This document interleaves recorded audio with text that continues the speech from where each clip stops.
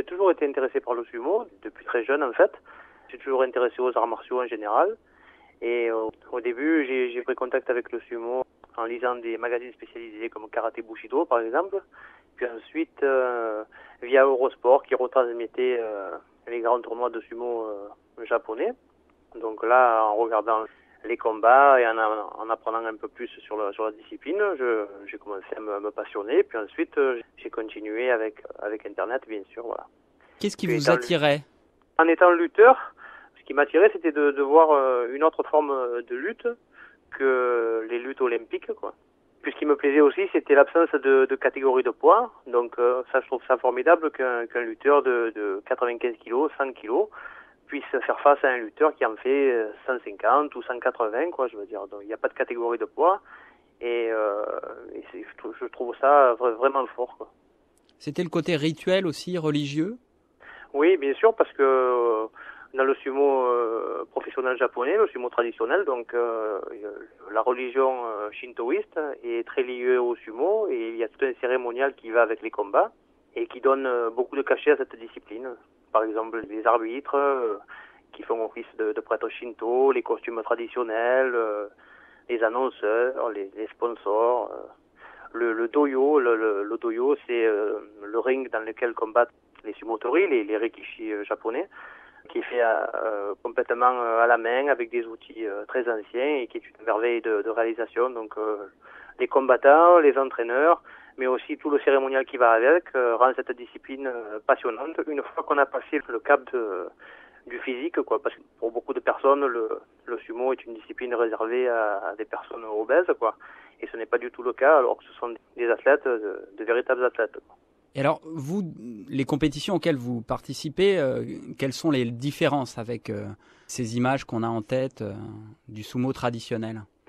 Eh bien, en fait, au Japon, puisque le sumo est japonais, le sumo est pratiqué donc dans des circuits professionnels, où là, on parle véritablement de compétiteurs. Mais aussi, il existe aussi une pratique dite de sumo amateur, qui permet à une personne lambda de pratiquer le sumo. Ce type de discipline, donc le sumo amateur, intègre les femmes aussi et les catégories de poids, ce qui n'est pas valable dans le sumo professionnel, puisqu'il n'y a pas de catégorie de poids et que les femmes ne peuvent pas y combattre. Donc moi j'ai commencé l'aventure en 2007, quand j'ai pris connaissance qu'il existait une fédération internationale de sumo amateur. Étant lutteur, j'ai pris contact avec l'organisation d'un tournoi qui se déroule toutes les années à Milan en Italie.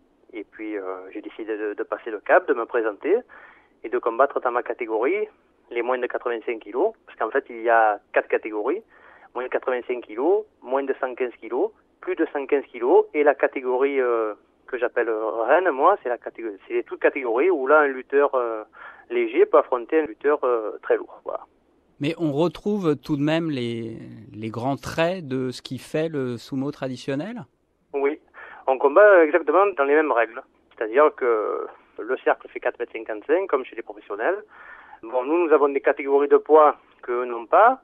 Donc, les femmes peuvent y participer. Et ensuite, les techniques, eh bien, pour faire simple, il y a les techniques de poussée qui sont soit effectuées avec le corps, soit effectuées avec les mains, ou une variété de techniques qui permettent de mettre son adversaire hors combat en le projetant au sol, c'est-à-dire en saisissant la ceinture de son adversaire, et avec un panel technique assez varié, essayer de le faire chuter au sol, voilà. Et alors, par rapport à la lutte que vous connaissiez et pratiquiez déjà, le sumo amateur vous semble tout aussi fair-play? Il y a quel esprit?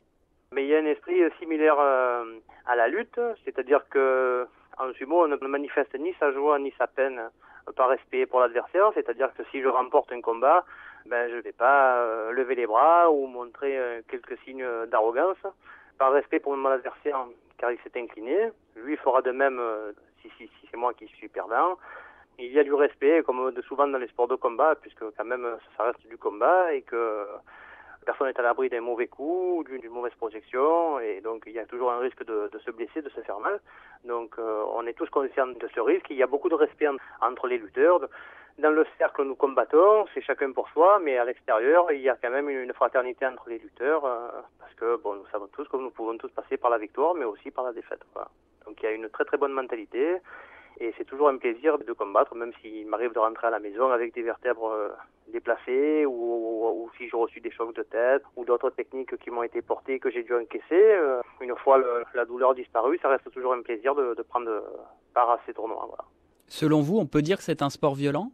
Ce n'est pas un sport violent, mais ça reste un sport de combat. Et comme dans tous les sports de combat, bien sûr, on peut prendre des coups. Hein. Moi, il m'est arrivé d'en prendre, mais bon, ça fait partie des règles on l'accepte avant de rentrer dans le cercle, quoi. Est-ce que vous avez rencontré, voire affronté, entre guillemets, des professionnels ? Alors, je n'ai pas rencontré des professionnels, mais il m'est arrivé, j'ai quelques bons souvenirs lors de divers tournois, puisque j'ai combattu en Italie, mais aussi en Estonie.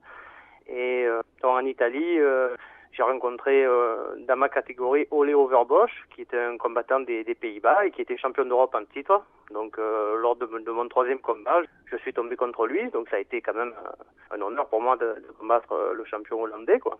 J'ai aussi rencontré János Kismoni, qui était un Hongrois, qui a fini deuxième au championnat du monde.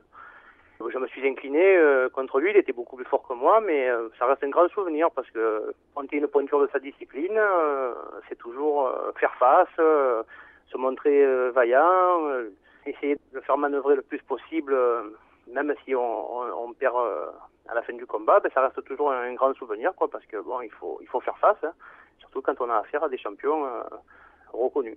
Et vous avez pu aller au Japon ? Non, je n'ai pas pu aller au Japon, mais je pense que ça fera partie de mes futures destinations, quoi. Pour voir un peu de plus près le sumo, mais professionnel cette fois-ci, voilà, traditionnel. Et par rapport à ce qui, là, vient de se passer, mais qui a déjà eu plusieurs rebondissements ces derniers mois, à savoir les scandales au Japon autour du sumo, qu'est-ce que vous en pensez ? Est-ce que vous avez suivi ça de près ou Ben, je suis ça, bien sûr, je suis l'actualité du sumo japonais parce que, bon, premièrement, je suis passionné par le Japon et sa culture, et puis bon, c'est un peu ce que je pratique cette discipline. Ce que j'en pense que, bon, les rikishi, les sumotori japonais restent avant tout des êtres humains, quoi. Donc, comme tout être humain, eh bien, on peut être tenté de faire des choses qui ne sont pas toujours légales ou loyales, donc je me dis que ça fait, on a vu ça dans notre discipline, hein. Je me souviens du calcio KO dans le foot italien. Je veux dire, bon, voilà, les sumotori japonais restent des hommes, et puis bon, comme tous les hommes, ils ont leur travers, quoi, voilà, donc je suis pas plus étonné que ça, quoi. C'est pas défendable, c'est déplorable pour un peu ta discipline ancestrale, mais je veux dire, bon, il reste des hommes, quoi, et comme tout humain, eh bien, on peut faire des choses, on peut basculer du mauvais côté, quoi, voilà.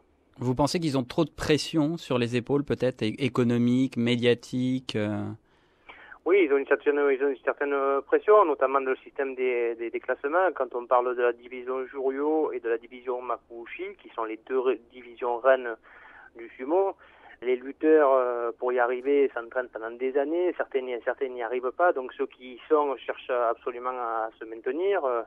Ils gagnent de l'argent, ils ont une reconnaissance, une certaine gloire. Donc certains ont été prêts à tout pour essayer de maintenir leur statut, mais bon, ce n'est pas l'ensemble des rikishi japonais qui est ainsi, quoi. C'est une minorité, c'est un peu comme dans le cyclisme, quoi. Certains trichent, mais ce n'est pas l'ensemble des cyclistes qui est dopé ou quoi que ce soit, quoi. Je veux dire, hein. On parle toujours du côté sensationnel de la chose, mais je pense que de l'ensemble des sumotori japonais restent quand même honnêtes.